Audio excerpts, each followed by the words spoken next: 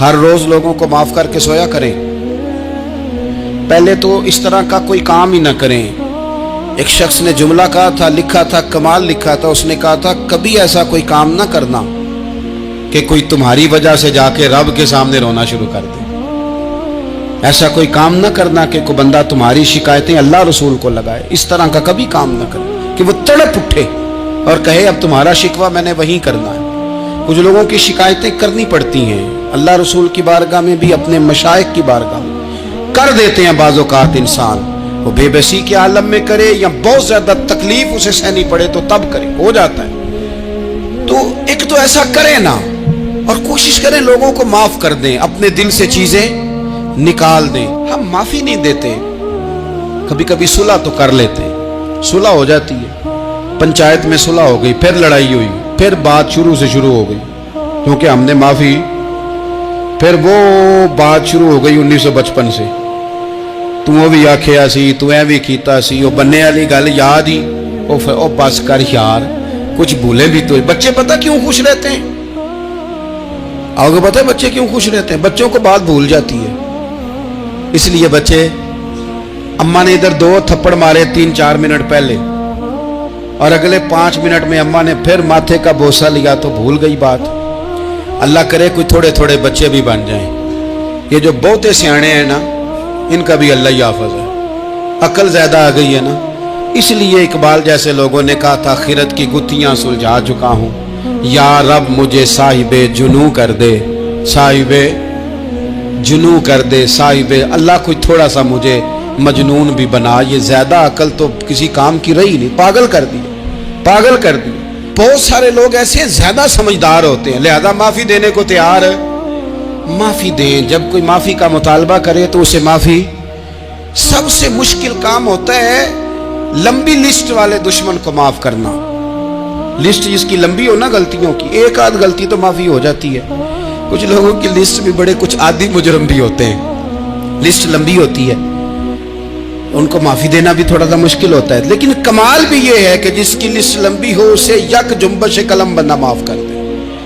को छुट्टी हो गई, जा तुझे माफ किया। और ये हमें क्यों करना चाहिए कि मेरा रब भी ऐसे करता है, मेरा रब भी ऐसे, वो गिनवाता तो नहीं ना, ये भी किया, ये भी किया, ये भी किया। हुजूर फरमाते हैं, जरा सुनना हदीस, हुजूर फरमाते हैं कुछ लोगों पे अल्लाह करम की चादर डाल के ना क़यामत वाले दिन, यहां भी उसने पर्दा रखा था तो वहां भी करम की चादर उन पे डलेगी।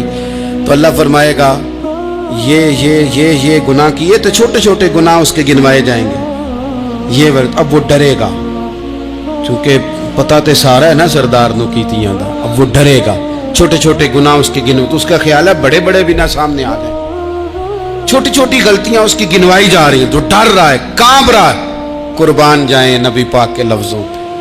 कुछ गल्लां अजइयां ने कुरान पाक च, अजइयां ने, ये ना मेरी दादी कहा करती थी, मेरी अम्मा कहा करती थी, कुछ काम अजय ने, कुछ गल्लां अजइयां ने कि उत्ते दिल करदा है सफा बंद हो जाना है तो माफी हो जानी, यानी खत्म है ये बात, इससे आगे किसी ने सवाल पूछना ही नहीं। छोटे छोटे गुनाहों का अल्लाह तज़किरा फरमाए, ये किया, ये किया, ये किया, या अल्लाह हो गया। अब बंदा डर रहा है कि बड़े बड़े भी सामने आ जाएंगे, लेकिन छोटे गुनाहों पे ही फुल स्टॉप लगा के ना, तो रब फरमाएगा ये जो तेरे गुनाह है ना, इसके बदले तुझे नेकियां दी जा रही हैं। तूने सच्ची तौबा की थी तो इन गुनाहों को बदल के नेकियां बनाया जा रही हैं।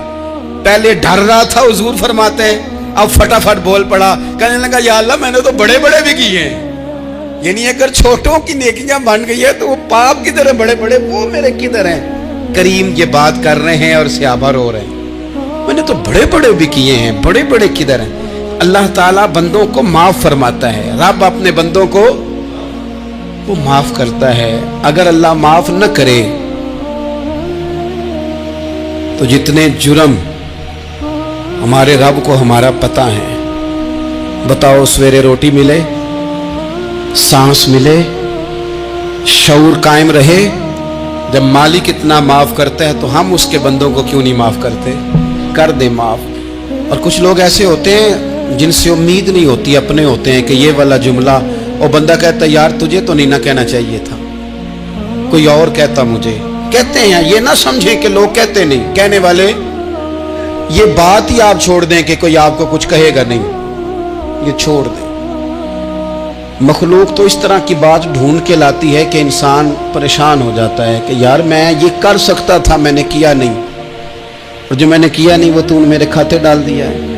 دو لوگ بیٹھے تھے نا حرم مکہ میں، ایک صاحب کہہ رہے تھے کہ میرے اوپر وہ بدر میں جو قتل ہو گئے کفار، ان کا ذکر چل رہا تھا، تو دونوں گفتگو کر رہے تھے بدر میں ہمارے اتنے لوگ مسلمانوں نے مار دیے۔ تو ایک ان میں کہنے لگے کہ اگر میرے اوپر قرض نہ ہوتا اور میرے چھوٹے چھوٹے بچے نہ ہوتے تو میں تو تلوار لے کے جاتا اور مدینہ شریف جا کے معاذ اللہ بدلہ لے آتا۔ دوسرا کہنے لگا میں دیتا ہوں نا تیرے بچوں کا خرچہ بھی اور میں تیرا قرضہ بھی اتارتا ہوں، تو جا۔ اس نے کہا پکی بات ہے؟ کہا ہاں، قرضہ بھی میں اتار دوں گا، تیرے بچوں کا خرچ بھی اٹھاؤں گا، تو جا۔ اس نے خنجر تیار کیا، تلوار تیار کی، گھوڑے پہ بیٹھا، گلے میں وہ تلوار اس نے اپنے ڈالی اور مدینہ شریف آ گیا۔ اتفاق کی بات یہ کہ ملاقات حضرت عمر سے ہوئی۔ جناب عمر کہنے لگے مجھے تیری نیت ٹھیک نہیں لگتی، پکڑا کدھر آئے ہو؟ کہنے لگا میں تو بدر کے قیدیوں کے بارے میں بات کرنے آیا۔ فرمایا تلوار لے کے چل تجھے حضور کے پاس لے کے جاتا ہوں۔ نبی کریم کی بارگاہ میں لے گئے تو حضور فرمانے لگے کیسے آئے ہو، کیسے آنا ہوا؟ کہنے لگے جی میں تو بدر کے جو قیدی آپ کے پاس ہیں ان کی بات کرنے آیا تھا۔ تو حضور فرمانے لگے چل پھر باقی کی میں سناؤں۔ خیال آیا مسلمان نیک و بد پہچان جاتے ہیں، محمد آدمی کے دل کی باتیں جان جاتے ہیں صلی اللہ تعالی علیہ وسلم۔ فرمایا میں سناؤں؟ حضور کیا؟ فرمایا تم اور فلاں بن فلاں وہاں بیٹھے ہوئے تھے نا حرم مکہ میں، فلاں پہاڑ کے ساتھ ٹیک لگا کے، اور تم نے یہ کہا تھا نا کہ قرضہ نہ ہوتا، بچے چھوٹے نہ ہوتے تو بدر کے مقتولین کا میں بدلہ لیتا۔ یہ سارا کچھ طے کر کے پھر آئے ہو تلوار لے کے، اور یہاں کہتے ہو میں قیدیوں کے بارے میں بات کرنے آیا تھا۔ اس کے تو پسینے چھوٹ گئے، وہ تو بے حال ہو گیا۔ اس نے کہا اس کا تو سوائے اس کے اور میرے کسی کو نہیں پتا، اور اگر آپ کو پتا چل گیا ہے تو پھر آپ اللہ کے سچے رسول ہیں۔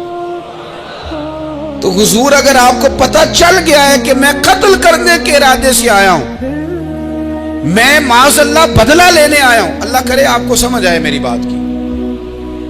یعنی ایک تو یہ ہے کہ بندہ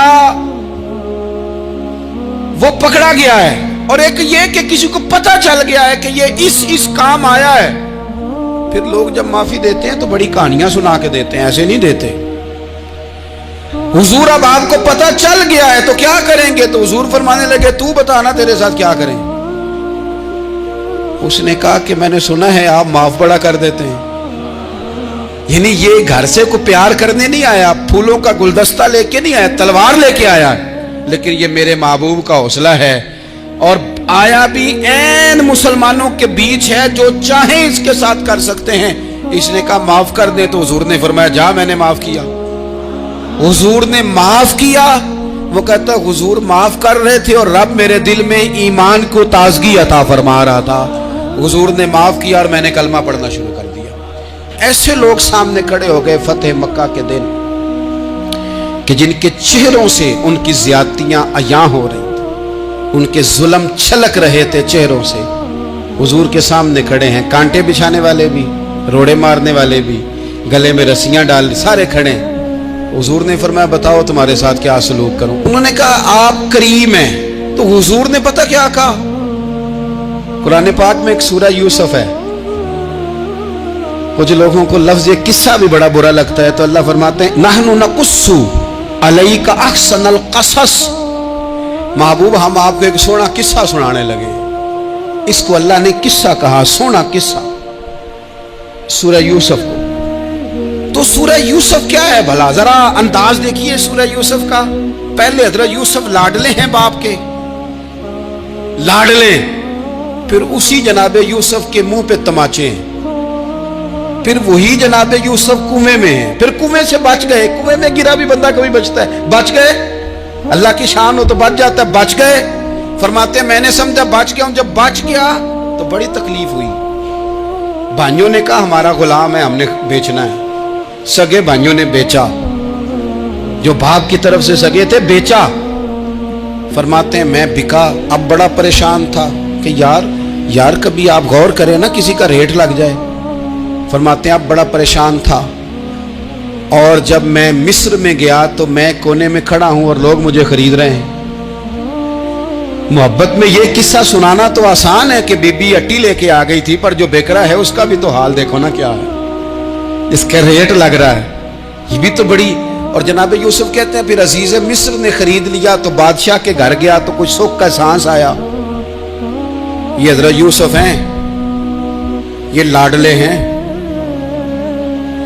فرماتے ہیں سکھ کا سانس لیا ہی تھا کہ جناب زلیخا نے الزام لگایا، اور وہ غلطی معاذ اللہ جس کا تصور بھی نہیں، اس کی پاداش میں سالوں جیل کاٹا. لیکن خدا کی حکمت ہے نا، اللہ کا کرم ہے نا، جس ملک کے وہ قیدی تھے رب نے اسی ملک کا حکمران بھی بنا دیا. یہ اللہ کی حکمت ہے نا، تقاضے ہیں نا. صبح کے تخت نشین شام کے مجرم ٹھہرے، ہم نے پل بھر میں نصیبوں کو بدلتے دیکھا. وہ جو چاہے جب چاہے کر دے.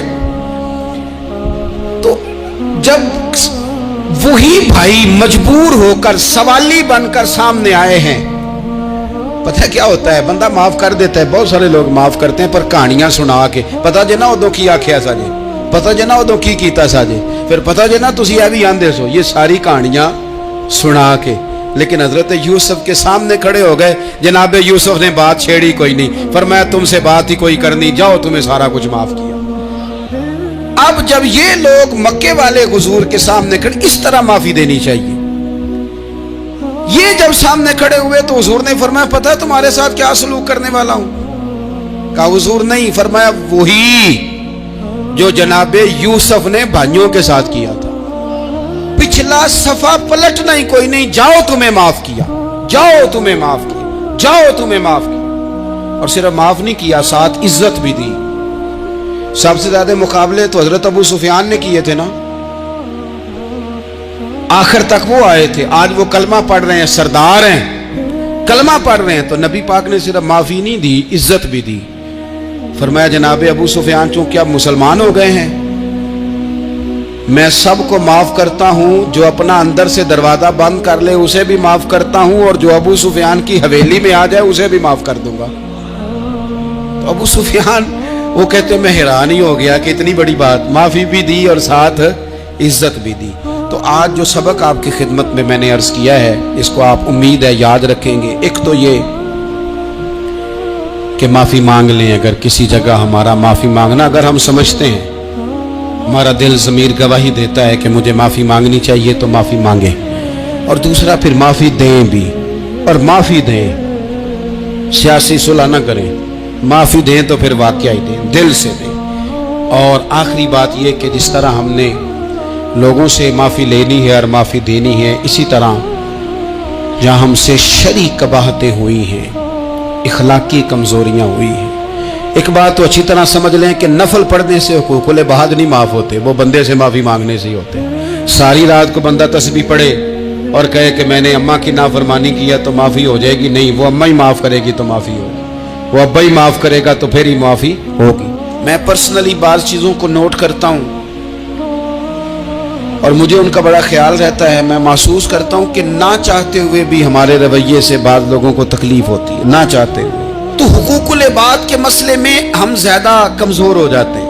آج یہ سوچنا ہے کہ وہ جو میری ذمہ داریاں ہیں، جو شریعت نے، دین نے، اسلام نے، اور کچھ میں نے خود کہیں شاگرد بن کر، کہیں ارادت مند بن کر، کسی جماعت کا ممبر بن کر، کسی مسجد کی ذمہ داری لے کر، کسی ویلفیئر کام کی ذمہ داری لے کر، کسی غریب کی ذمہ داری لے کر، کسی مزدور کی ذمہ داری لے کر، جو میں نے اپنے اوپر خود چیزیں ضروری قرار دے لی ہیں، میں ان میں کہاں تک کامیاب ہو سکا ہوں. اپنی ذمہ داریوں کا حضرت معاویہ بن خدیج رضی اللہ تعالیٰ عنہ ایک صحابی ہیں، وہ فرماتے ہیں کہ مجھے حضرت عمر نے کہیں بھیجا تھا جہاد کے لیے، تو میں وہ کامیابی کی خبر لے کر دوپہر کو لوٹا. تو عرب شریف کے اندر چونکہ گرمی زیادہ ہوتی ہے، میں نے مناسب نہیں سمجھا کہ میں حضرت عمر کو دوپہر کو جگا کے خبر دوں کہ حضور بے فکر ہو جائیں، اللہ نے کامیابی دے دی. میں نے شام ہونے کا انتظار کیا. یہ ان کے اچھے اخلاق کی علامت. आला ज़रफ़ी की बात बता रहे हैं। कहते मैंने शाम होने का इंतज़ार किया, मगरिब के वक़्त या असर के वक़्त मेरी मुलाकात हुई तो मैंने हज़रत उमर से कहा कि हुजूर अल्हम्दुलिल्लाह, अल्लाह ने कामयाबी दे दी, जिस मुहिम पे आपने भेजा था वो अल्लाह के फजल से उस मुहिम से कामयाबी हो गई। तो हज़रत उमर फरमाने लगे देर से क्यों आए, मुझे तो उम्मीद थी कि तुम सरे दोपहर आ जाओगे। मैंने कहा हुजूर मैं दोपहर को ही गया था, दोपहर को ही गया था, पर सोचा कि आप आराम में होंगे। क्या जवाब है, और क्या उस जवाब के अंदर बहुत सारे लोगों की तर्जुमानी है। हजरत उमर फरमाने लगे आराम करता था मैं, पर वो दौर गुजर गया। अब तुम दोपहर की बात करते हो, अब तो रात को भी कम मिलता है। वो था एक दौर। अब जब अपने जिम्मे खुद जिम्मेदारियां ज्यादा ले ली, अब क्या पता कि कोई कहां से चल पड़ा है तुझे मिलने को। वो दौर गुजर गया जब तू सोता था, मन चाही जिंदगी बिताता था। अब तूने खुद ये फैसला किया है। अब तो मैं, भाई तुम दोपहर की बात करते हो, मैं तो रात को भी गश्त करता हूं कि कोई जरूरतमंद तो नहीं, कोई हाजतमंद तो नहीं। तो जो हमारे जिम्मेदारियां हैं उनमें नाजुक हद तक इमाम बहकी रवायत लाए हैं। एक सहाबी थे जो हुजूर को हंसाया करते थे, हुजूर को हंसाते थे, नबी पाक को बड़े प्यारे थे। इस तरह के भी कुछ बंदे होने चाहिए, इस तरह के भी कुछ बंदे। सहाबाए किराम अलैहिम रिदवान फरमाते हैं जब हुजूर गमे उम्मत में परेशान होते थे तो हम मुंतज़िर होते थे कि कभी वो हंसाने वाला आज आ जाए ना, दो चार बातें ऐसी कर जाए ना हंसाने वाली, तो मामला ठीक हो जाए। कुछ लोग ऐसे होते हैं जिनको देख के ही चेहरे पर ताजगी आ जाती, मिसले तावीज होते हैं ना कुछ लोग, वो जब भी मिलते हैं शिफा होती है। तो ये हुजूर के पास बैठे हुए थे और हंसाने वाली गुफ्तगू कर रहे थे। तो नबी पाक भी इनसे बातें करने लगे। तो बात करते करते ना हुजूर ने उंगली इनकी तरफ बढ़ाई तो इनके वजूद को उंगली लग गई। एक तो वो रवायत है ना कि सफ़े सीधी कराते वक्त हुजूर तीर के साथ सफ़े सीधी करा रहे थे, तो एक सहाबी के पेट पे लग गया, उंगली लग गई। अजीब दीवाने हैं, कहने लगे आपने मुझे तकलीफ दी है, माज़अल्लाह उंगली चिबो दी, मैंने तो बदला लेना है। हमारे यहां मसला ये बन गया है कि कोई बड़ा आदमी भी अपने आप को कानून के हवाले नहीं करता। मुल्क से लेकर उम्मत मुस्लिमा के कुल मसाइल तक हमारे मुल्क के अंदर हर बंदा, उसका मिजाज होता है कि वो अपने आप को कानून से भाला तर समझता है। लाइन में लगना लोग पसंद नहीं करते। ये एक बहुत बड़ा मसला है। हुजूर सल्लल्लाहु अलैहि वसल्लम की उंगली लग गई तो कहने लगे आपने तो मुझे तकलीफ दी है, मैं तो बदला लूंगा। तो हुजूर ने फरमाया ले ले बदला। अपने आप को कानून के हवाले बड़ा आदमी जब करता है तो कानून की इज्जत बढ़ती है, कानून का वकार बढ़ता है, सोसाइटी के अंदर फिर ताकतवर कानून हो जाता है। लेकिन जब गरीब आदमी के लिए कानून और हो और अमीर के लिए कानून और हो, तो असल मामला तो कानून की बालादस्ती का है, आईन की पासदारी का है, उसूलों पे खड़े होने का है। तो नबी पाक सल्लल्लाहु ताला अलैहि वसल्लम से कहा कि मैं, हुजूर ने फरमाया ले लो बदला। ये हुकूकुल इबाद की नजाकत अर्ज कर रहा हूं, ले लो बदला। उन्होंने कहा जी पेट से कपड़ा हटाइए, तो हुजूर ने पेट से कपड़ा हटा दिया। तो बड़े दीवाने आदमी थे, उन्होंने उम्मत को बताना था कि कुछ इस तरह के रंग भी होते हैं मोहब्बत करने के लिए, उल्टी ही चाल चलते हैं दीवानगाने इश्क, आंखों को बंद करते हैं दीदार के लिए। इस तरह भी कभी कभी होता है। कपड़ा हुजूर ने हटाया तो उन्होंने नबी पाक के जिस्म नूर को चूमना शुरू कर दिया। कहने लगे दिन बड़े हो गए थे, मौका नहीं को बन रहा था, तो चलो ये एक मौका मिला है, हुजूर आपको किसी के साथ ज्यादती कर सकते हैं। तो मैं तो मौका तलाश कर रहा था, और मेरे भाई नमाज का भी मौका तलाश करते थे सहाबा, जिहाद का भी मौका ढूंढते थे, पर महबूब से मोहब्बत का भी मौका ढूंढते थे। कभी कभी ना मोहब्बत का भी तो मौका, निरे खुश्क नहीं ना हो जाना चाहिए। ना इल्मा विच फसा सानू, तू यार दी गल सुना सानू। उथे इल्म दा सिक्का नहीं चलदा जिथे इश्क हुरां दा डेरा है। तो कभी इधर भी है, حقوق العباد کے معاملے میں نزاکت. اور پھر جو آیت میں نے قرآن پاک کی پڑھی، ایک تو یہ ہے کہ آپ لوگوں سے معافی لے، معافی مانگے. ہمارے ہاں نا معافی کا مزاج، قبول کریں جب کوئی بندہ معافی طلب کرے تو معافی. ہمارے ہاں معافی مانگنے کا رواج میں آپ یقین کریں سرے سے ہے ہی نہیں، بلکہ الٹا لوگ چڑھائی کر جاتے ہیں، کہتے ہیں اوہو تم نے معافی مانگ لی ہے تو معاملہ ہی ختم ہو گیا. اور جو آدمی، میں بڑے زمانے سے کہہ رہا ہوں کہ میرے ملک میں ایک رواج بنتا جا رہا ہے، جس کی زبان جتنی زیادہ سخت ہوتی ہے اس کا عروج اتنا زیادہ ہوتا ہے. جو تھوڑا سا شرافت کا مظاہرہ کرے لوگ اسے بزدل سمجھ لیتے ہیں. عزیز بھائیوں، اپنی زندگی میں معافی مانگنے کا مزاج بنائیں. آپ طلب کریں کہ یار مجھ سے غلطی ہو گئی، میں انسان ہوں. آپ یقین کریں ڈھیر سارے لوگ ہیں جن کے ذمہ ڈھیروں معافیاں ہیں، لیکن ان کا مزاج نہیں، ان کی طبیعت نہیں، ان کا تکبر آڑے آ گیا ہے. اور میرے نبی پاک صلی اللہ تعالی علیہ وآلہ وسلم نے فرمایا تھا یہی بدلہ دے دو کسی کا دینا ہے تو، یہی معافی لے لو یہی. ورنہ فرمایا یاد رکھنا قیامت کے دن تو اس طرح ہوگا کہ اگر سینگ والی بکری نے بغیر سینگ والی بکری کو مارا ہوگا اسے بھی قیامت میں بدلہ دینا پڑے. یہی معافی تلافی لے لو یہی. تو ہمارے ہاں مزاج نہیں. مزاج بنائے نا آپ، معافی کا مزاج بنائے. رسمی ویسے معافیاں مانگتے ہیں، آج پہ جا رہا ہوں بھائی اگر کوئی ہو گئی تو معاف کر دینا، یہ تو رسم ہے، تو بڑی دنیا ادا کرتی. آپ کو پتہ ہے کہاں آپ کو معافی لینی ہے. تو جہاں جہاں اس طرح کے معاملات ہیں وہاں آپ کلیئر کریں. صحیح بخاری میں حدیث ہے حضرت ابو ذر غفاری سے، جب کسی نے کہا کہ آپ نے اسی طرح کے کپڑے خود پہنے ہیں جس طرح کہ آپ کے غلام نے پہنے، یہ کیا معاملہ ہے؟ تو فرمانے لگے، اعلانیہ خود بتانے لگے، فرمانے لگے مجھ سے ایک دفعہ غلطی ہو گئی تھی، میں نے ایک غلام کو جھڑک دیا تھا تو نبی پاک نے مجھے تنبیہ فرمائی، تو میں نے اس غلام سے معافی بھی مانگی، اور اس دن سے لے کر آج تک میں جس طرح کا خود لباس پہنتا ہوں اسی طرح کا اپنے غلام کو پہناتا ہوں. تو وہ خود بیان کر رہے ہیں، وہ لوگ اظہار کر رہے ہیں کہ ہم نے یہاں نبی پاک علیہ الصلوۃ والسلام کے تنبیہ کرنے پر ہم نے اپنے غلام سے، خادم سے یا کسی غلام سے معافی مانگی. تو معافی مانگنے سے بندے کا قد کبھی چھوٹا ہوتا ہے؟ میرے نبی پاک علیہ السلام نے فرمایا جو معافی مانگ لے اللہ تو اس کی عزت میں اضافہ کر دیا کرتا ہے. تو اس لیے ایک تو جہاں یہ معاملہ ہے وہاں، اور دوسری جو آیت میں نے تلاوت کی اس میں اللہ کہتا ہے کہ غصہ پی بھی جاؤ، معافی مانگو بھی اور معاف کر بھی دو.